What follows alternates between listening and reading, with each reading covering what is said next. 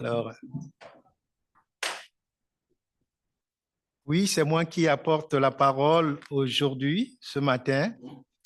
Et le chant que nous venons de chanter annonce le sujet de ce matin.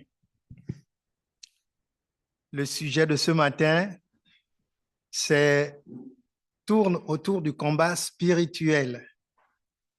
Et aujourd'hui, nous terminons la série que j'avais entreprise sur les différents types de prières que nous devons avoir dans notre vie. Et ce matin, c'est la prière de combat spirituel.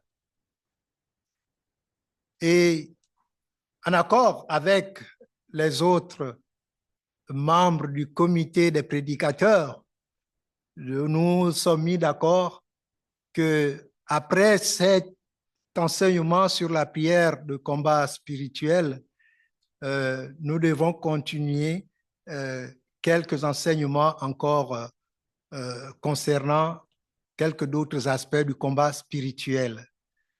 Mais pour aujourd'hui, nous arrêtons à la prière de combat spirituel.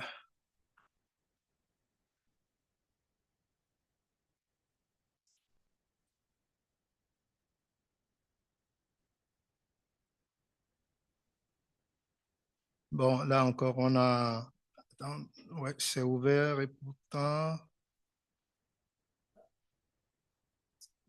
Ah, ça a avancé un peu trop. Bon, c'est ça. OK, donc, dans les jours qui suivent, donc, le comité est formé du pasteur Alain, le comité de prédicateurs. Donc, il est formé du pasteur Baudelaire, de Daniel Odette, de Jean-Pierre et de moi-même. Donc, après cet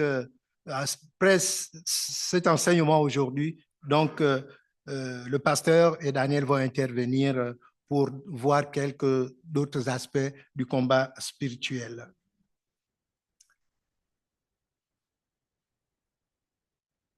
Comme d'habitude, ceci est un message d'encouragement et de motivation à se retourner toujours vers notre Dieu, le Père céleste, le Créateur, de dépendre toujours de lui à travers notre Sauveur Jésus-Christ, lorsque nous sommes en souci, dans la maladie, dans les épreuves de la vie ou dans la tentation. Car c'est ce qu'il veut, notre Père céleste.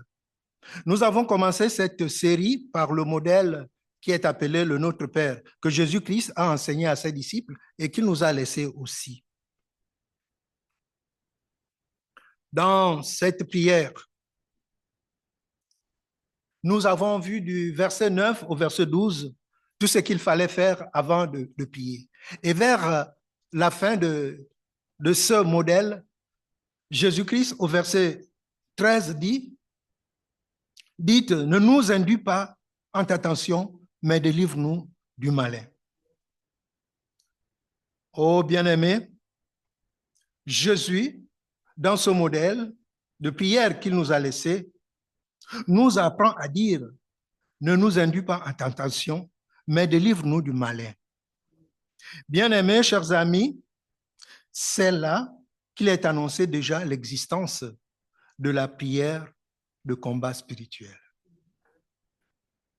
Oh oui, Jésus, en enseignant cette prière à ses disciples que nous sommes aussi aujourd'hui, il savait qu'on allait être pris dans des combats spirituels où la prière de combat spirituel allait être nécessaire, sinon essentielle. Nous n'aurons pas tort de dire que cette phrase à elle seule est un condensé de la prière de combat spirituel. En d'autres termes, Jésus nous apprend, il nous apprend à dire, ne nous soumets pas à la tentation, mais délivre-nous du mal, délivre-nous du mauvais, délivre-nous de ce qui peut nous troubler spirituellement, de ce que nous ne voyons pas physiquement, c'est-à-dire délivre-nous de tout ce que nous ne voyons pas, intérieurement, moralement, mentalement, psychologiquement. Délivre-nous. Délivre-nous de tout ce que nous ne pouvons pas voir. Aujourd'hui, en terminant cette série de prières, par la prière de combat spirituel, on peut se poser la question. Qu'est-ce que le combat spirituel?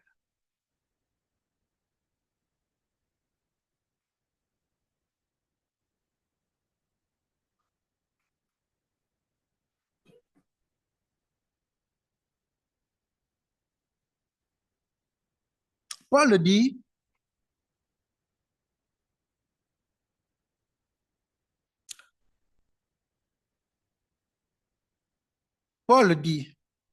nous n'avons pas à lutter contre la chair et le sang.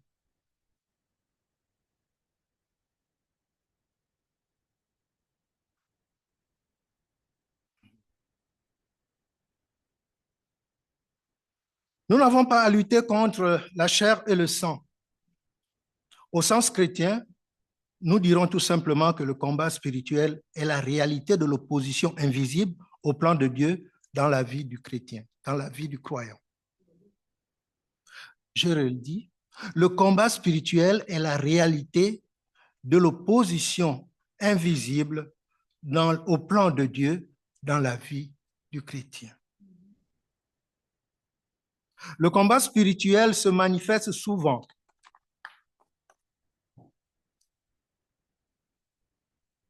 la tentation.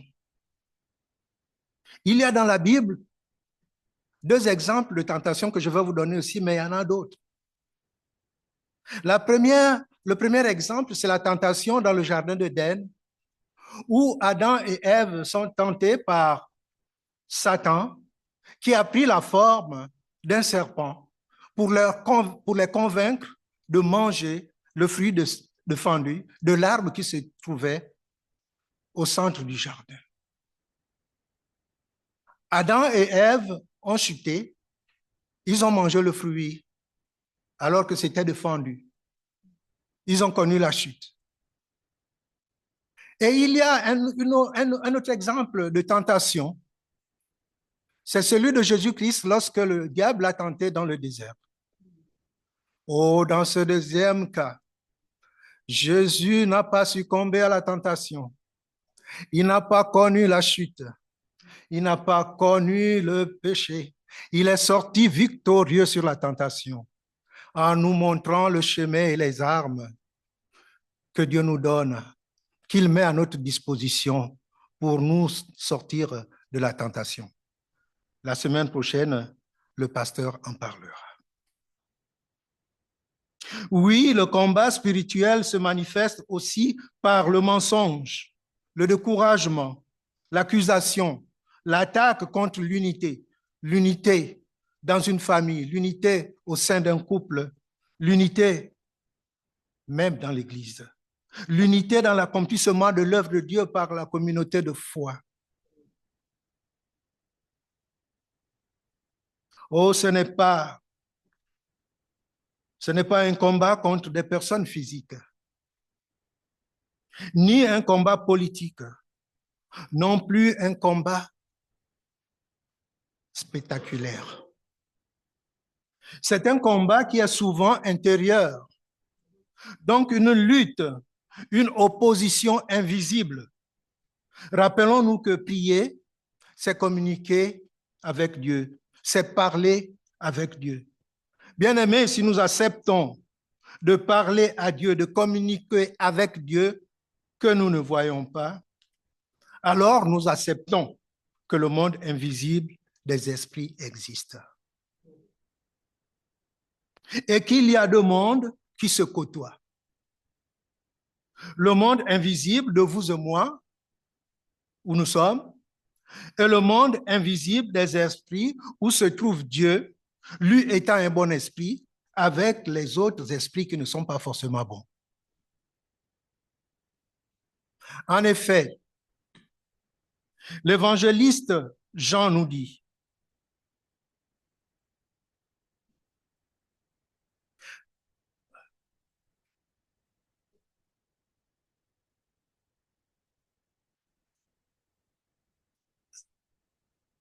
L'évangéliste Jean nous dit, personne n'a jamais vu Dieu.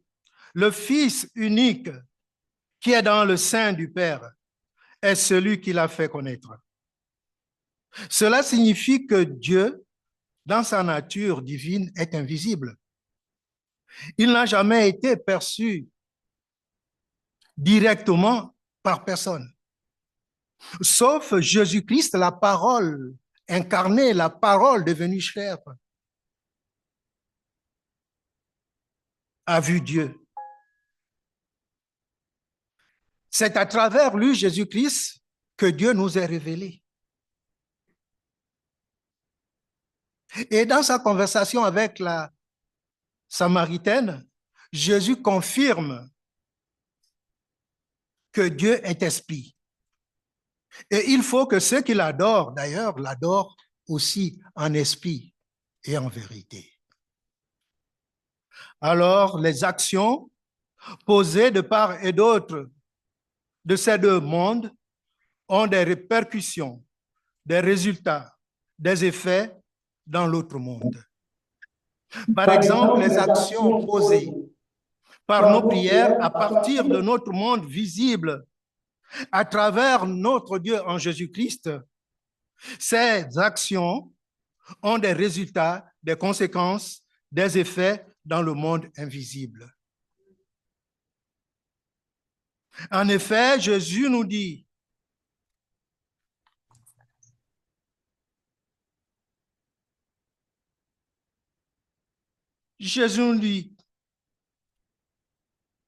tout ce que vous lierez,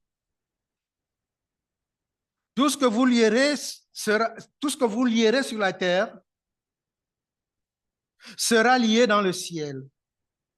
Et tout ce que vous délierez sur la terre sera délié dans le ciel.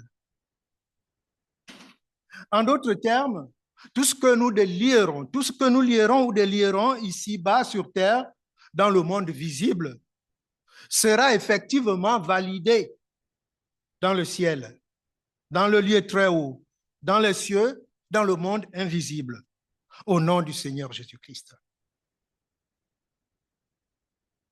Les actions posées par nos prières ont un effet dans le monde invisible. C'est ce que nous dit la parole de Dieu. Bien-aimés, et la parole de Dieu que nous utilisons dans nos prières, dans notre prière, ne revient pas sans avoir fait son effet. Et l'Éternel Dieu dit, ma parole ne retourne pas à moi sans effet, sans avoir exécuté ma volonté et accompli mes desseins. Oh oui, bien-aimé, cette parole-là ne revient pas sans avoir accompli ce pourquoi on l'a prononcée, sans avoir accompli les plans de Dieu, les desseins de Dieu. J'aimerais quand même attirer notre attention sur l'usage du mot esprit. En français, le mot esprit ne désigne pas seulement un esprit qui est une entité spirituelle. Il désigne aussi la pensée.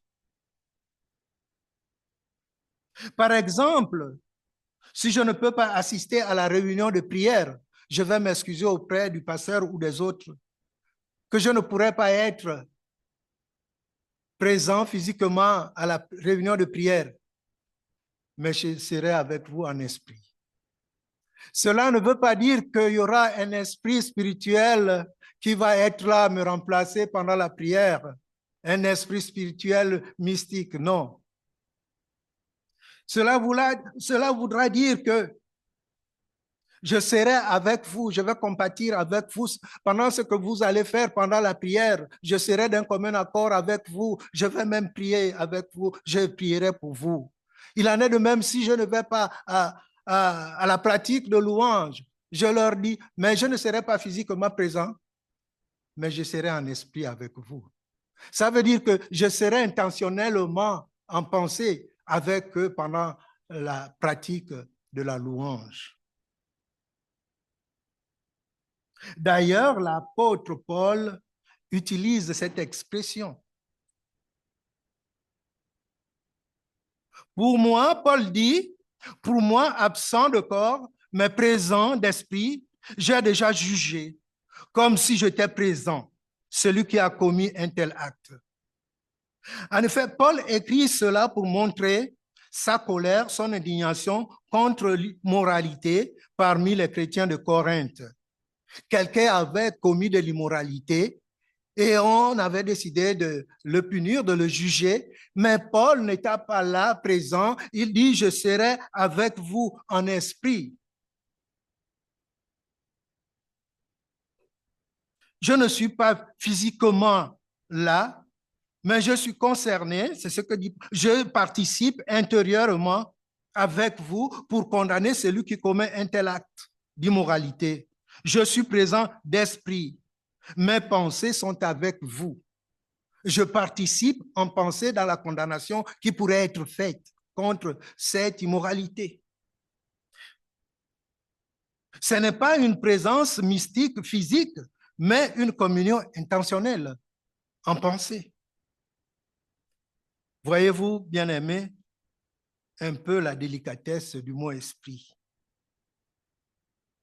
Alors, gardons en tête que le monde invisible n'est pas seulement constitué que d'esprit dans le sens d'entité spirituelle. Bien-aimés, chers amis, loin de moi l'idée de nier l'existence de Satan et ses démons, et loin de moi de minimiser leurs actions, nous n'aurons pas tort si nous disons que le plus grand champ de bataille, de lutte ou de combat, c'est souvent aussi la pensée.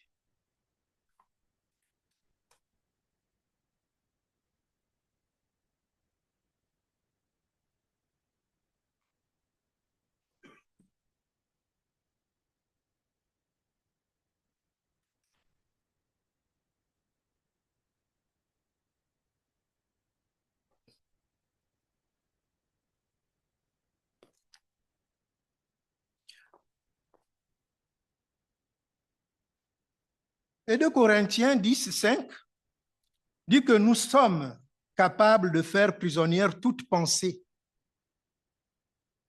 pour l'amener à obéir à Christ. Parce que les armes avec lesquelles nous combattons, nous chrétiens, ne sont pas simplement humaines, elles tiennent leur puissance de Dieu qui les rend capables de renverser des forteresses. Amen. Maintenant que nous avons une idée de ce qu'est le combat spirituel, alors, qu'est-ce que la prière de combat spirituel?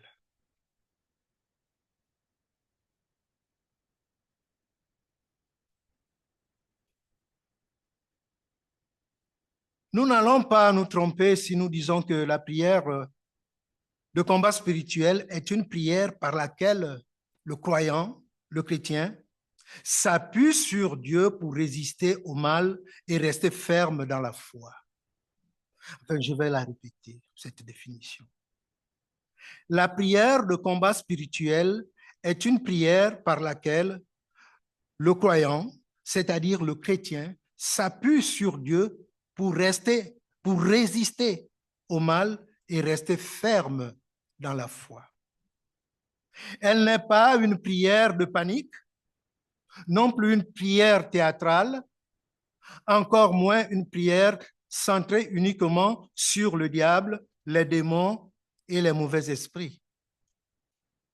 Elle n'est pas non plus à confondre avec les prières de délivrance, l'exorcisme et autres. Lorsque les gens attendent, n'est-ce pas, ces deux mots-là dans leurs oreilles, combat, esprit, spirituel, leur imagination, bien-aimée, va au-delà du combat spirituel, même souvent entre nous-mêmes chrétiens. Voyez-vous, j'ai fait une partie de mes études théologiques aux États-Unis et il est arrivé un moment où il fallait reconnaître les crédits de ces cours-là ici au Canada, en particulier au Québec. Alors, je discutais de cela, du transfert de mes crédits ici au Canada avec un frère chrétien, lui aussi docteur en théologie. Et il était aussi responsable, pasteur dans une église. Alors, je lui citais la liste des cours que j'ai fait aux États-Unis. Et à un moment donné, je suis arrivé à lui citer le cours de combat spirituel. Oh, quand j'ai cité ça, le frère, il a ouvert les yeux et puis il a dit, tous les cours que tu viens de citer là, 100%, ils vont te les créditer. Mais le combat spirituel, bien aimé, vous voyez comment le sujet est délicat, parfois mal compris ou bien compris, selon parfois notre arrière, notre background, notre culture. Mais bien aimé, le cours avait été crédité effectivement parce que le comité avait lu la description du cours. Et puis j'ai dit aux frères, mes frères, le cours est basé sur Éphésiens 6, c'est biblique. Alors, toujours est-il que quand on associe combat et esprit, oui, les gens sont un peu, n'est-ce pas, curieux, pour dire simplement. La prière de combat spirituel n'est pas une prière, n'est pas une prière de panique. Non. Elle est une prière de dépendance à Dieu par Christ, Jésus-Christ. C'est une prière de fermeté, une prière de confiance en Dieu. Elle ne cherche pas d'abord à attaquer, comme le feraient par exemple les prières de délivrance ou l'exorcisme. Les délivrances et exorcismes relèvent de ministères spécifiques, je dirais même très spécifiques, comme ce que faisait Jésus lorsqu'il chassait les esprits mauvais qui habitaient des corps de personnes.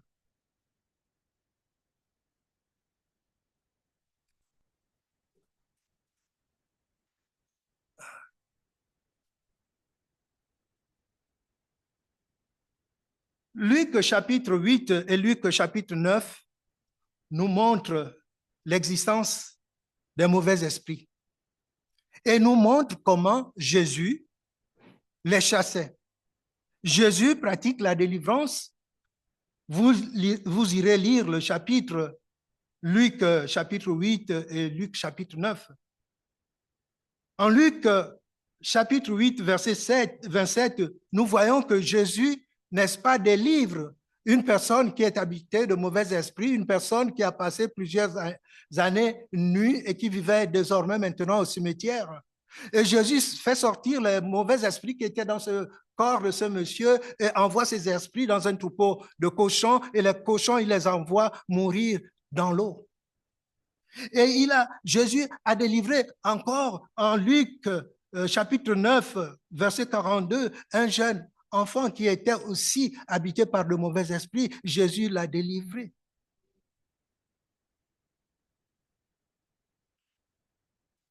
Chers amis, ce n'est pas l'objectif de l'enseignement de ce matin. La prière de combat spirituel que nous voyons aujourd'hui, ce matin, cherche d'abord à rester stable en Jésus-Christ, enraciné et protégé en Jésus-Christ par sa parole et dans sa parole, dans la connaissance de sa parole.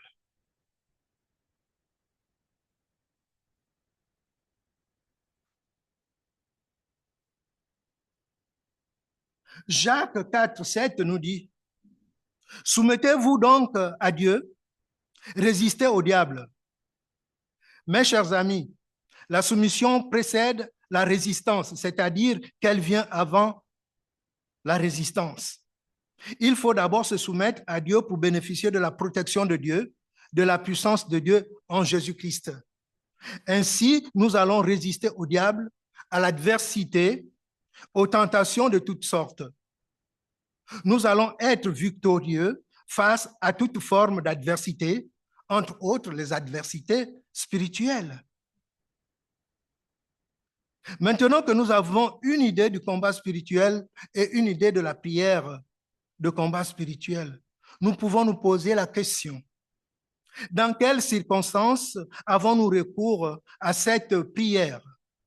En d'autres termes, en quel moment devons-nous faire la prière de combat spirituel?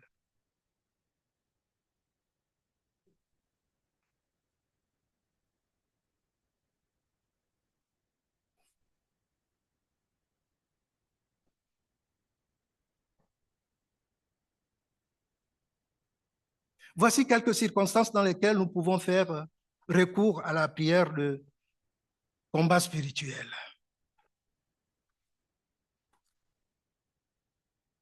Chers amis, je ne penserais pas que nous devons utiliser la prière de combat spirituel pour la moindre occasion ou à chaque moindre difficulté. Mais nous pouvons y avoir recours, par exemple, lorsque la tentation devient insistante. Et voyez-vous, il n'y a pas de mot miracle. Il n'y a pas une phrase magique à dire pendant la prière de combat spirituel. La richesse de ce que nous allons dire pendant la prière de combat spirituel viendra de la connaissance de la parole de Jésus-Christ, viendra de l'abondance, de la richesse, de la façon dont nous avons maîtrisé la parole de Jésus-Christ, viendra de la lecture, de plusieurs lectures que nous avons faites de la Bible. Oh, pendant la tentation, lorsque la tentation devient insistante, on peut dire par exemple, Seigneur Jésus, sois ma forteresse maintenant. Et au moment du découragement, lorsque le découragement devient oppressant, on peut dire, Seigneur, tu es ma paix au-dessus de ce poids. Ou Seigneur, tu es mon espérance, sois mon espérance. Mon espérance est en toi. Lorsque le mensonge revient constamment, soit de nous-mêmes ou bien d'une autre personne, nous crions toujours à Jésus. Jésus établit ta vérité en moi. Ou Jésus, Seigneur Jésus, ce mensonge n'a pas autorité sur moi. Lorsque l'unité est attaquée, nous faisons recours à la prière de combat spirituel. Par exemple, au sein d'une famille, dans le couple, dans une équipe de travail, dans l'église, on dira, oh Dieu, que ton Esprit Saint restaure l'unité. Lorsqu'une oppression spirituelle semble persistante, lorsque nous sommes tentés de céder à une habitude qui nous détruit, on peut dire, au nom de Jésus, je demeure dans sa paix. Lorsque nous entendons cette voix intérieure qui parfois nous arrive, qui nous dit, tu es incapable, Dieu t'a abandonné, cela ne sert à rien. Oh, bien-aimé, moi personnellement, je dis arrière de moi Satan.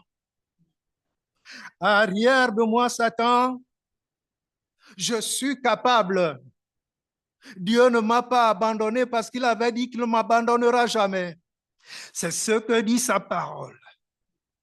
Je termine ce que j'ai commencé parce que cela sert le Messie, Jésus-Christ, à la gloire de Dieu le Père. Amen. Oh, bien-aimé, c'est dans ces circonstances que la prière de combat spirituel devient nécessaire. Mais quelle attitude devons-nous avoir pendant la prière de combat spirituel?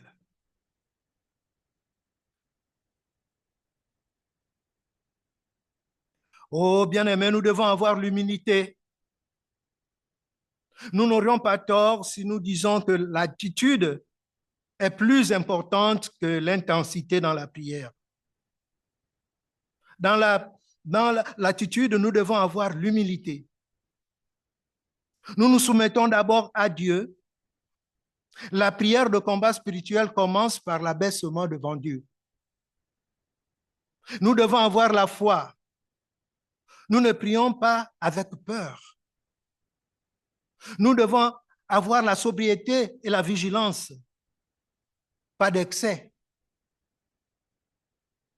On ne minimise pas non plus. Nous devons avoir la persévérance. Parce que certaines victoires sont progressives. Elles ne viennent pas du coup. Nous devons avoir l'autorité en Christ. L'autorité vient de la victoire de Jésus-Christ, pas de notre puissance personnelle. Ce n'est pas notre force, mais la sienne.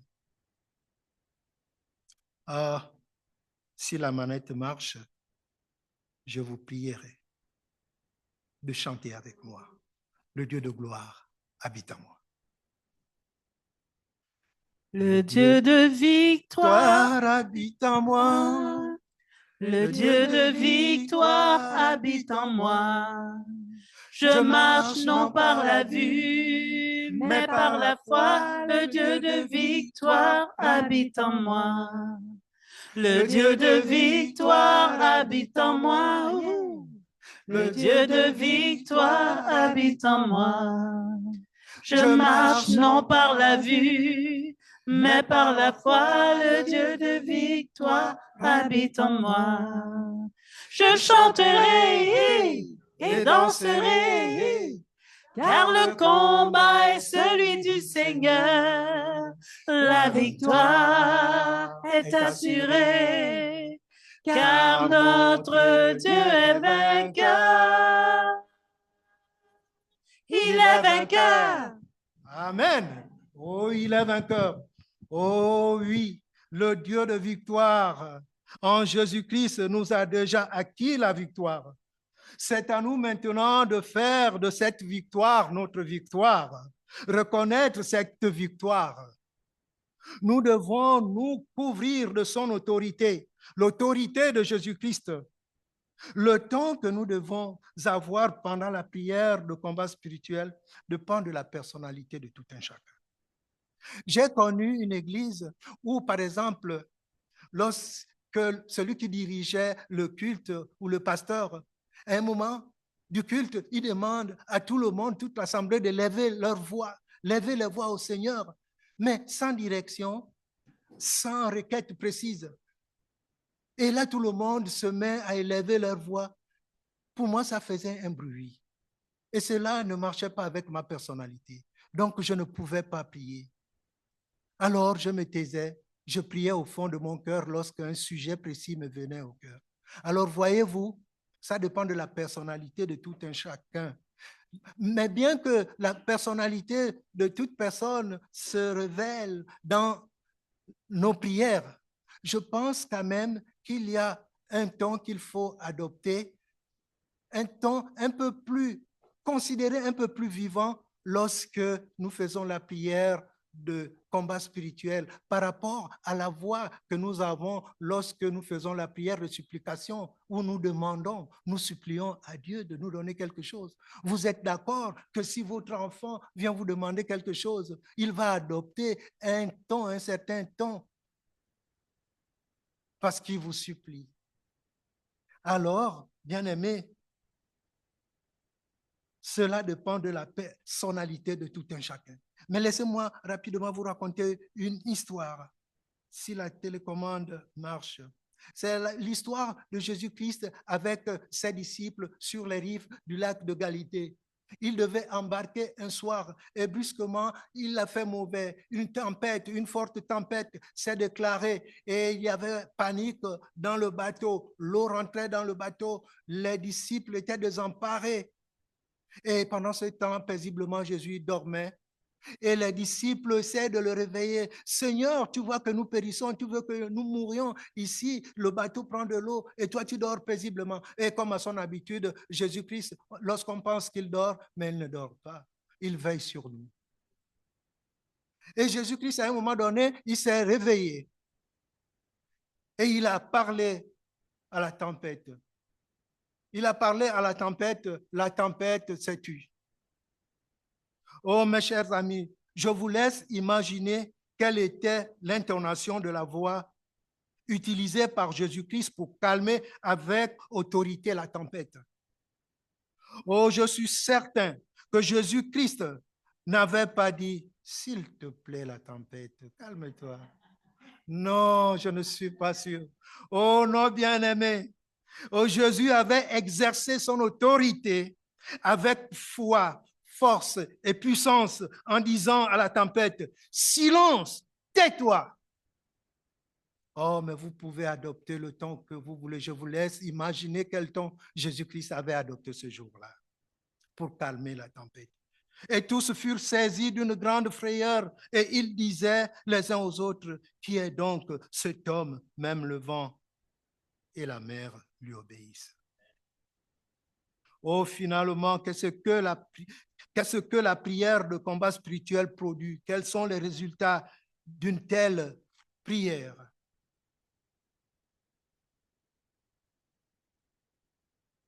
Oh, bien-aimé, la prière de combat spirituel produit la paix intérieure. Elle produit la stabilité spirituelle. La prière rend stable. Elle produit le discernement. Elle produit la victoire sur la tentation. Elle produit la maturité spirituelle. Le combat bien vécu produit notre croissance spirituelle, notre transformation spirituelle.